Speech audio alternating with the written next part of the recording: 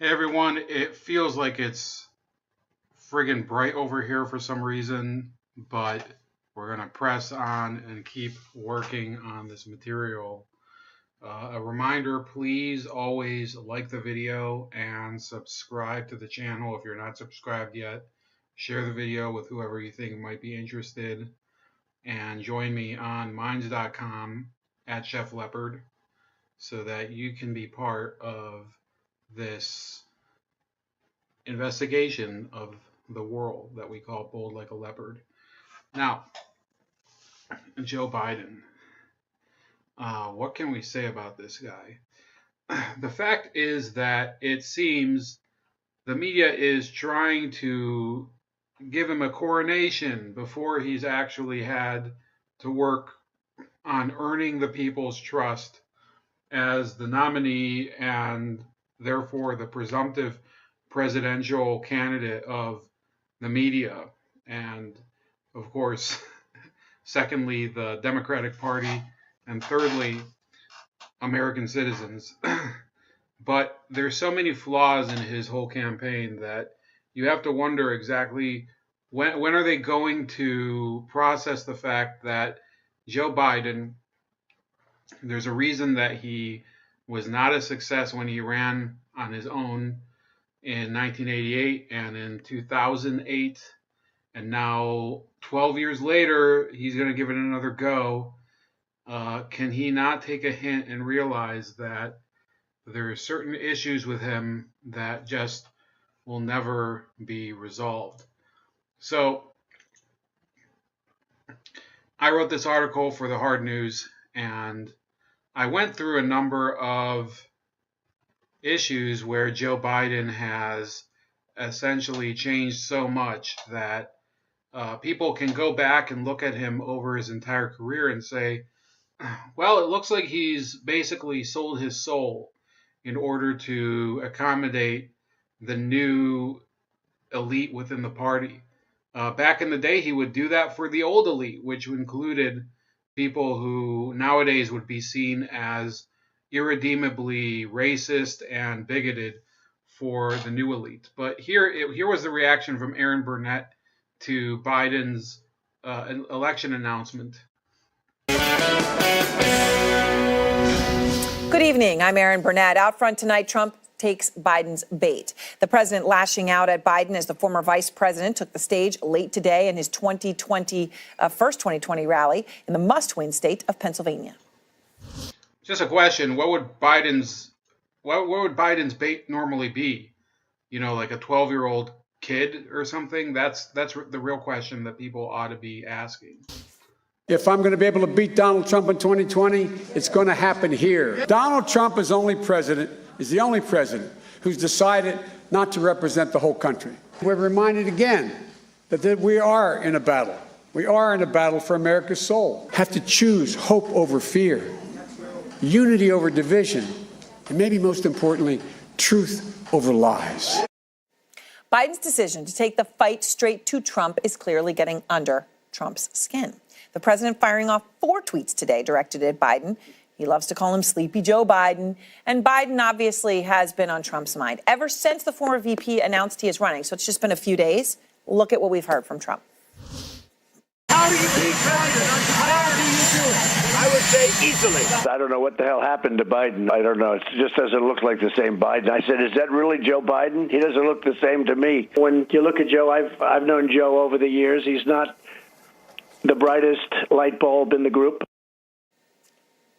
Okay. Well, it's, as they say, if you talk about someone, I guess just get your name right.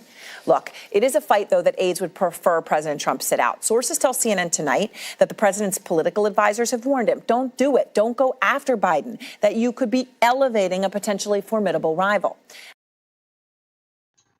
So the real logic nowadays is that whatever CNN says, you tend to assume that the opposite is true, because they're so out of touch and so anxious to preserve their interests that they have no priority given to reporting the news as it is.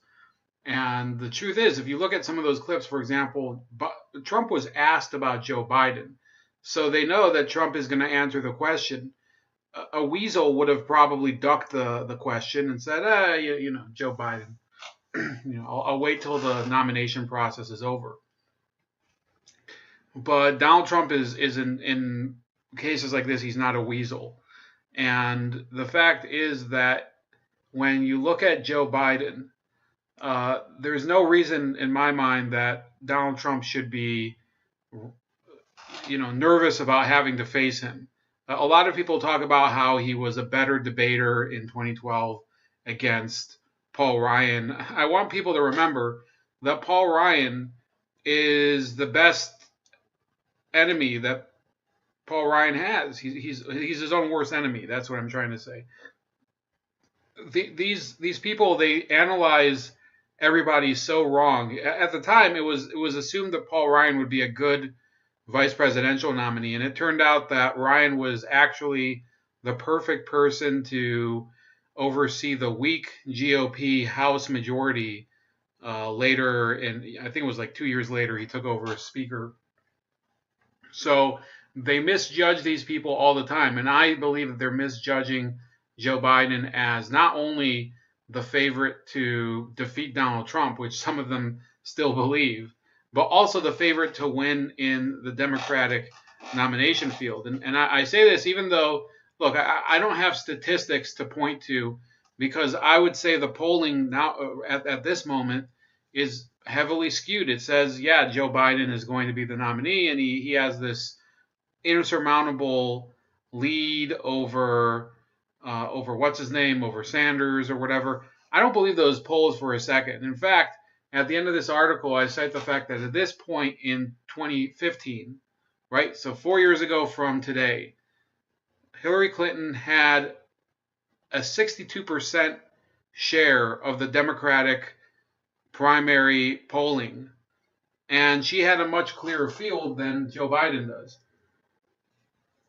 I think at the time that Sanders hadn't even officially announced, he was only exploring not a bid. So you have a lot of these issues where he's clearly flipped. For example, there was a story back in April concerning Biden's vote back in the 70s to restore the citizenship of Robert E. Lee. This was a vote that was a little bit more symbolic because it was posthumous. Lee had been dead for, I think, about 100 years by then. But he went along with the Southern Democratic Caucus. A lot of these people who were irredeemable segregationists, they retired. They served their entire careers and retired, believing that there should not be integration of white and African American, black, whatever you want to call it, citizens in the South. And yet Biden, he thought it was more convenient to pal along with them for necessary cooperation.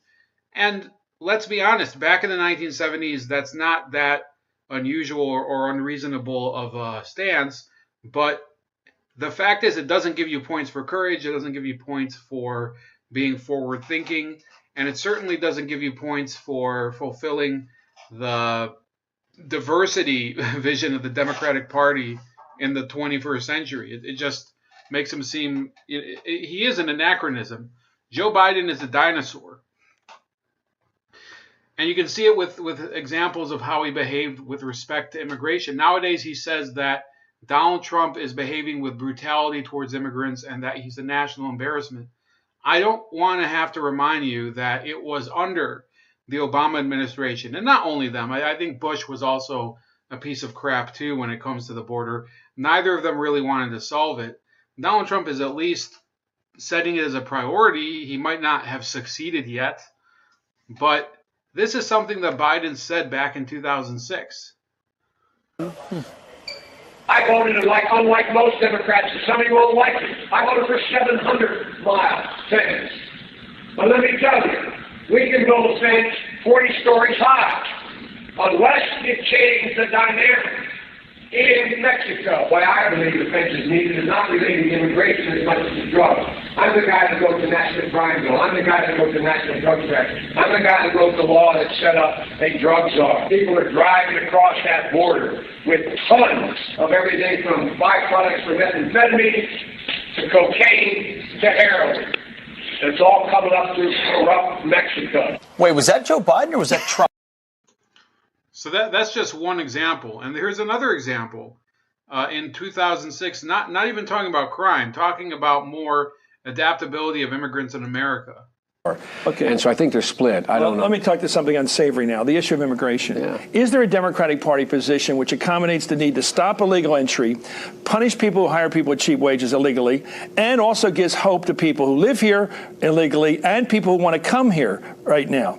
Is there a possible combination that hits all those points? I think there is. And I think that the McCain-Kennedy bill, Kennedy-McCain, the Specter bill that came out does it. If you take a look, Chris, at what Frist is talking about, only enforcement. The enforcement provisions that sit inside the Specter bill, the McCain or the Kennedy-McCain bill, there ain't a dime's worth of difference to them. They're the same amount of money, 12,000 new border agents. You think they work? Tougher. I think they will work better if they actually, in fact, do it. Can you scare an employer in this country, whether he's an agricultural worker or a housewife, into not hiring an illegal because the punishment's so high that if you get caught, yes, it's a huge embarrassment to your family, and you may just get hit with a fine that'll kill you. Yeah, absolutely, you can do that. And that's what we should do. Well, I think we should do that. Because you can't catch everybody. You can't. No, you can't. And the last part of this is that the Democratic position also recognized you got 11 million illegal aliens here.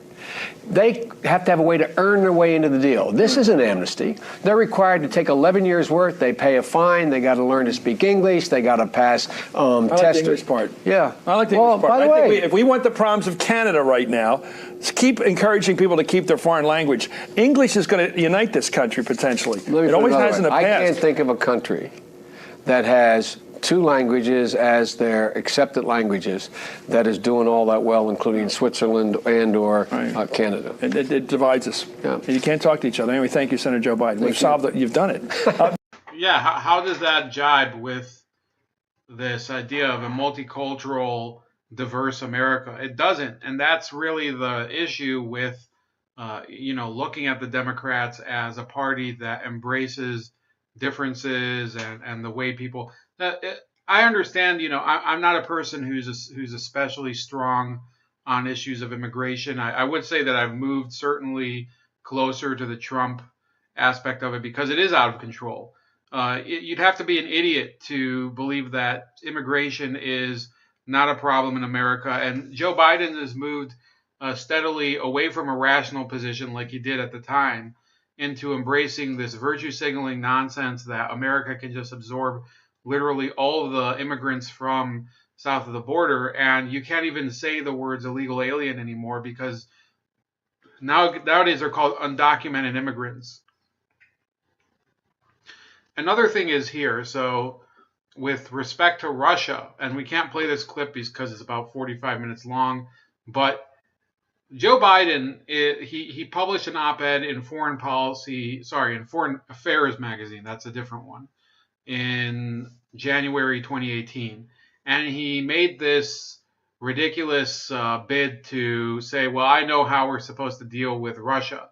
And it was all about how you need to strengthen all of our allies and NATO and whatever. The one thing that I saw that was different from his perspective to what Trump was actually doing was that he wanted to include the European Union in it, which doesn't make any sense. That's the whole problem with Joe Biden. He's transparently on the side of world government, of transnational corporations, of multilateral bodies like the EU. The EU, which is essentially it's in turmoil right now because of the lack of real participation of the average citizen. They're robbing European peoples of their actual identity. It doesn't mean anything anymore to be Slovenian over there, or to be Italian, or to be whatever, Bulgarian, for argument's sake, British. So Joe Biden has this faith in these institutions that the people who are part of those institutions don't have any faith in. And that's really the problem. But it goes way deeper than that in terms of Russia. Would you believe that this whole notion of having a reset button in 2009 when the Obama administration went into power, and of course, as you know, Biden was the vice president and Hillary Clinton was the Secretary of State, would you believe that the reset button policy wasn't necessarily Hillary Clinton's? It was actually, according to Joe Biden, it was his. And nowadays they're, puffing up their chests and peacocking about how they're going to be much harder on Russia than Donald Trump. These were the same people that, if you believe Russia to be a huge threat, they were the people who let them get into a position to, screw with the rest of the world, screw with the U.S. specifically. But it makes absolutely no sense. And, today's not going to be a full video. It's not going to be a full profile of his. You can read this article. I will put it in the description. But if you look at the way that Joe Biden behaves, and you think that he's going to be a formidable opponent for Trump in the general or against any of these people in the primary process, you have to look at the analogy of Rocky Balboa. In that movie series, of course, and we're not going to play the clip because I think I'll probably get a strike. In that movie series, though, Rocky was constantly at odds with, for the first two installments of the series, with Apollo Creed, of course, who was played by, the legendary Carl Weathers. And most people think of those films when you're talking about a challenger versus a champion. But that's not the appropriate analogy with every single contest, okay? Not every contest in boxing or in any facet of life has a person who has, the real inspirational underdog story like Rocky Balboa and the flamboyant charisma of the champion like Apollo Creed. So people forget that there were originally there were five installments of the series. Later, of course, they added a few more, and if you count the Creed series, I think there's now 8. But here's the key. Rocky V is one of the most forgotten ones. Almost nobody ever remembers it because the characters just didn't really click with the audience. And one of the characters, of course, was this Tommy Gunn. Tommy Gunn was that, he was kind of this small town dude from Oklahoma who came to the big city and needed Rocky as his inspiration. And then, later in the film, whatever plot twist, not going to ruin it. And the person who was holding the title after Rocky retired was this dude named Union Kane. And it was, it's one of the strangest names I've seen of a character. But Union Kane was known as the paper champion. There's a scene in this, and watch this clip when you play when you're reading the article. Tommy Gunn defeats Union Kane, wins the title, and suddenly everybody starts to shout at him, "Hey, it's all well and good, but this guy was the paper champion." That's who Joe Biden is. He is the paper champion. It's been declared that he's going to be the nominee because he happens to be the person who's the closest to Obama without actually being him. And he fills all the boxes of being, the cool grandpa or whatever, when, half of the country knows that he's just some creepy dude that'll grope your niece or whatever. That's Union Kane. That's Joe Biden. No offense to Union Kane. He's somebody who received his title by virtue of association or by virtue of a vacancy and not by accomplishment. Yeah, there's a vacancy right now at the top of the Democratic Party, and Joe Biden happens to be at the top of the polls. But guess what? His lead at the top of the polls is not that. It's about 17 points right now, which is, it's not anything to ignore. But first of all, you have to trust that the polls are accurate. And second of all, you have to remember that Clinton did have a 62-10 lead at this point against Sanders back in 2015, and it all started to fall apart once the debates happened, and then the actual caucuses, and she barely beat him in Iowa. But it was really, he should have probably won. I think it was a tainted process with the stupid coin flips or whatever. Then he just bushwhacked her in New Hampshire, and she almost squandered an election that she basically had rigged. So I'm not afraid of Joe Biden. I don't think you should be, whoever you support, whether it's of course people like Sanders, or it's somebody like Tulsi Gabbard, or some of these centrist candidates. I don't know why you'd be supporting them anyway. Hickenlooper or whatever. Or if you're a Trump supporter, I don't feel threatened at all by Joe Biden. I don't think he's going to last. So that's about it. Please like, share, and subscribe. Also subscribe to me on BitChute and on Minds.com and on Subscribestar if you want to donate. Those are all using the screen name Chef Leopard. And on Gab, that screen name is Starscream85. And have a great evening.